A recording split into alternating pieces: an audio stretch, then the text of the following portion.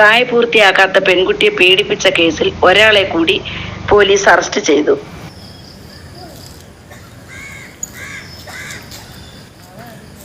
മുഖത്തല സ്വദേശിയായ 17 വയസ്സുള്ള പെൺകുട്ടിയെ പീഡിപ്പിച്ച കേസിൽ പുന്തലത്താഴെ ESI ജംഗ്ഷന് സമീപം താമസിക്കുന്ന അമ്പാടിയെയാണ് കൊട്ടിയം പോലീസ് അറസ്റ്റ് ചെയ്തത്.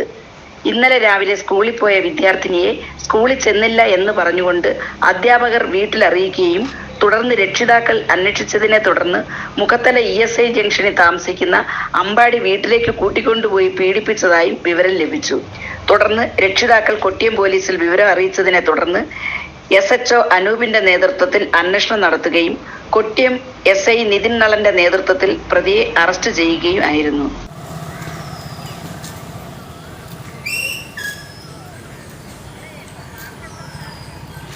ഇയാൾ വാടകയ്ക്ക് താമസിക്കുന്ന വീട്ടിലെത്തിച്ച് തെളിവെടുപ്പ് നടത്തുകയും ചെയ്തു.